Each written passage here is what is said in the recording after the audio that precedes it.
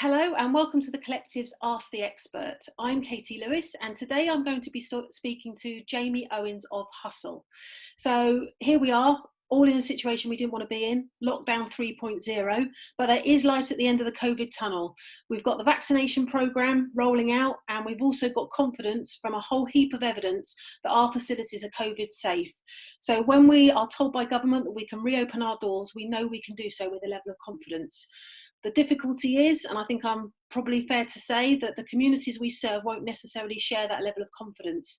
So there is going to have to be a mass effort with regards to member acquisition to try and get the engagement levels back up to where we were at least where we were just before lockdown 1.0 and then carrying on beyond that. And that's going to take some open-mindedness and some real effort from all operators supported by the sector. It doesn't matter who you are, independent, multi-chain, private, public, everybody's going to be focused on member acquisition. And that's going to require looking at tried and tested methods, but also being open-minded to looking at some new options and solutions that are available in the market. And with that in mind, I was talking to Jamie and the team at Hussle a couple of weeks ago, and they've got some really exciting solutions in the pipeline that they're going to be rolling out.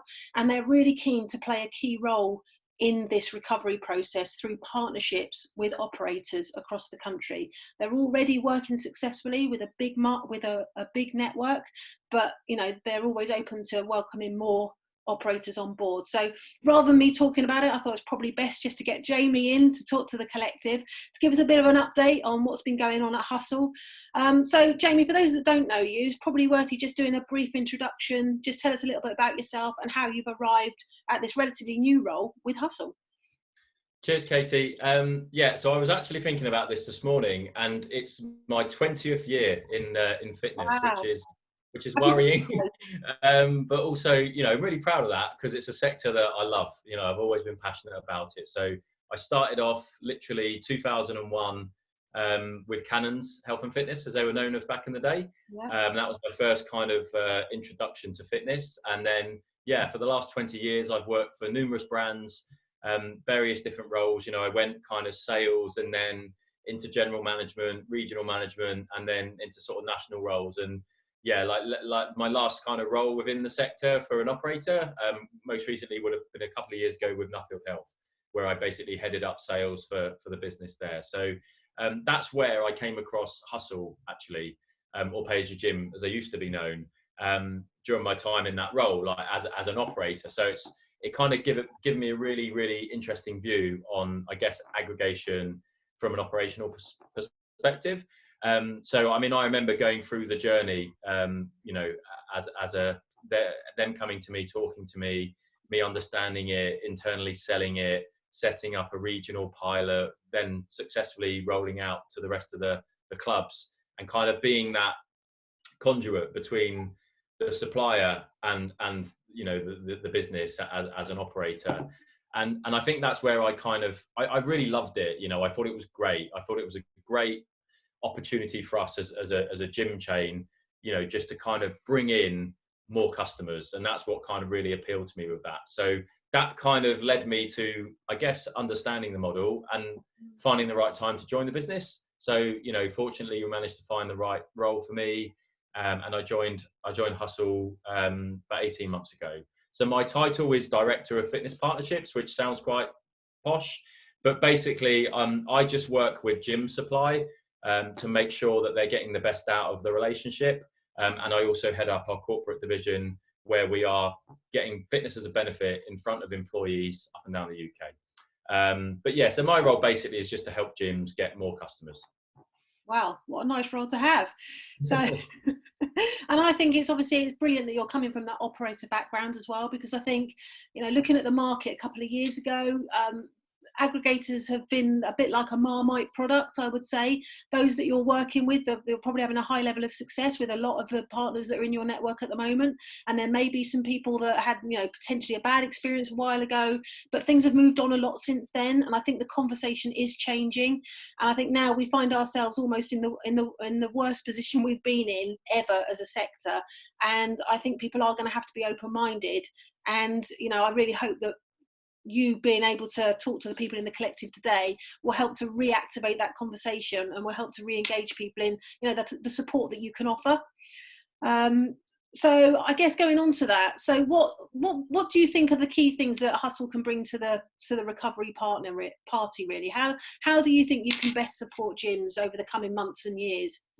Yeah, no, that's a great question. I think, look, in the current climate now, I think the aggregation debate is done. You know, I think aggregation is here. It's about how you make it work for you. You know, and that's what's kind of really important.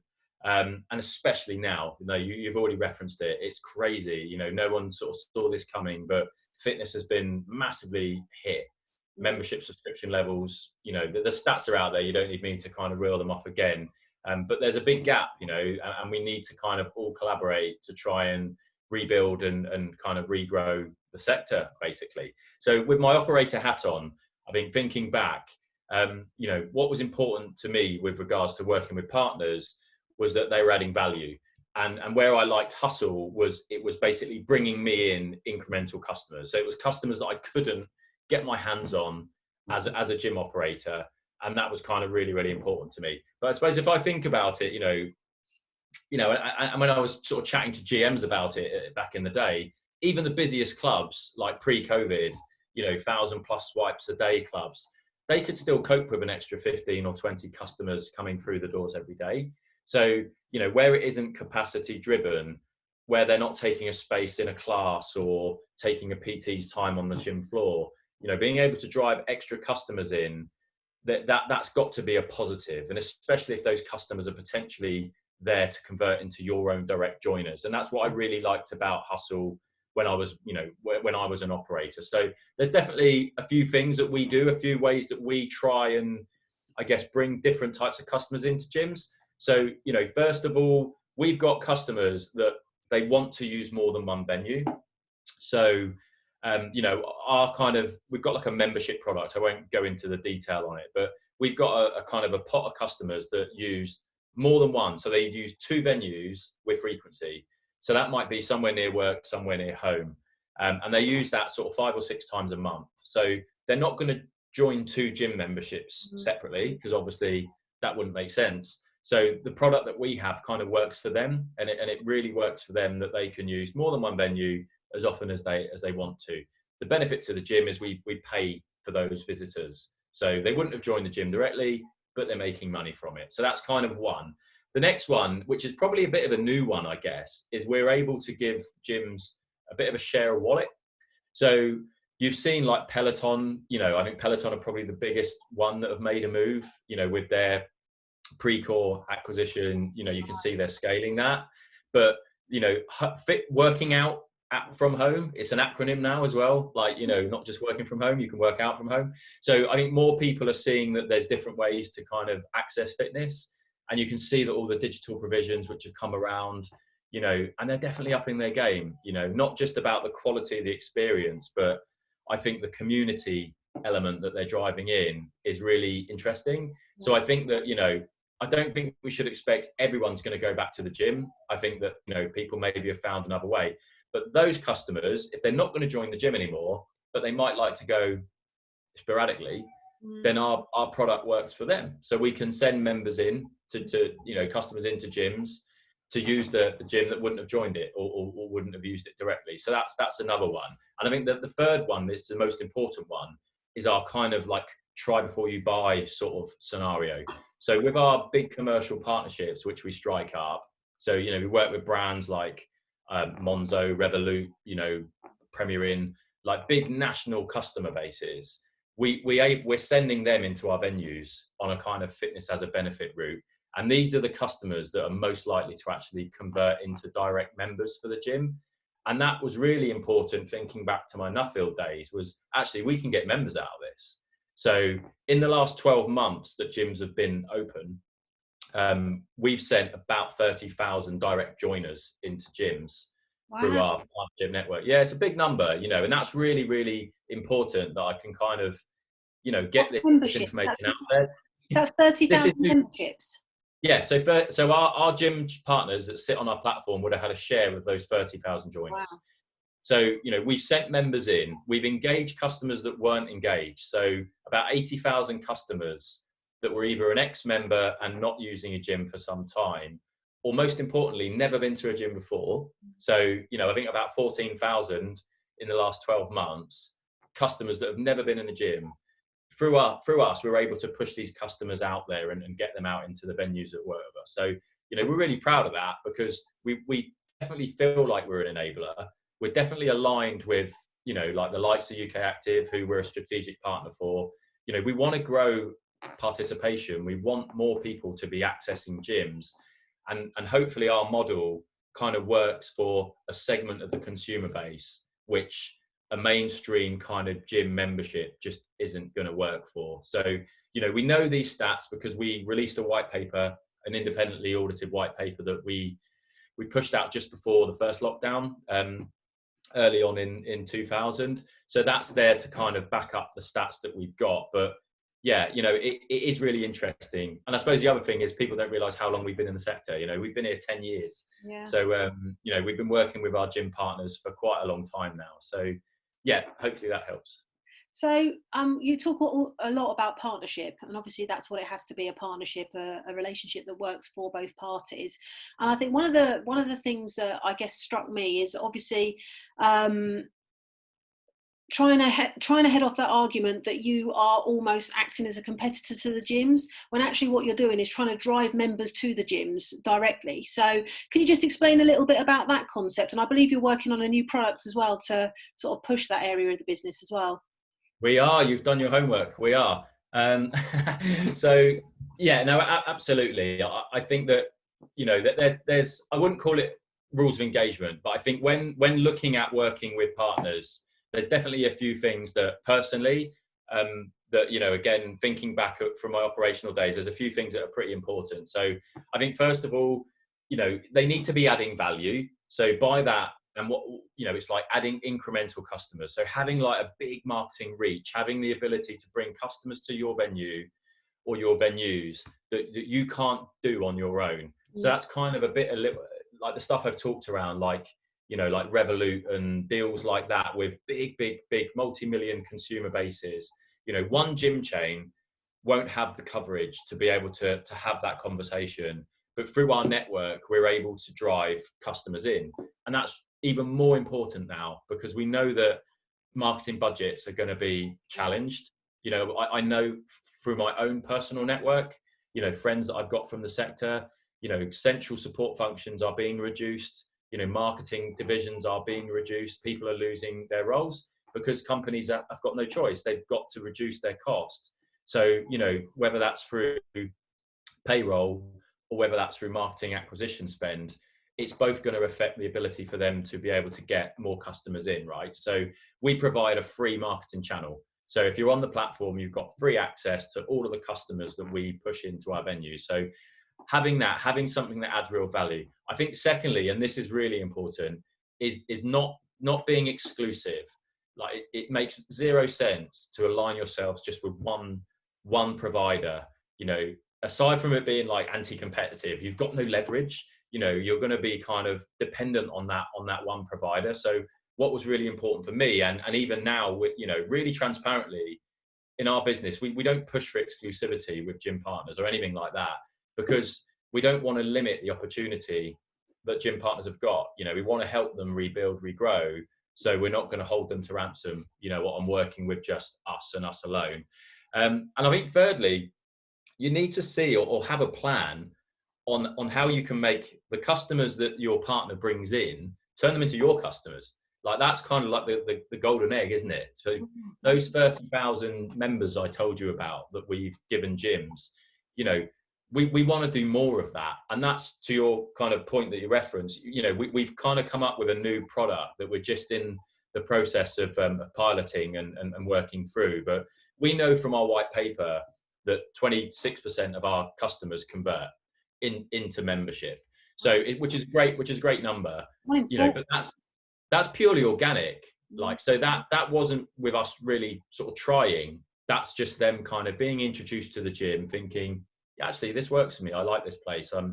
It fits in to how I want to access fitness. So I'll join it directly, which is great. So it was always just a bit of a halo effect, if you like, of working with us.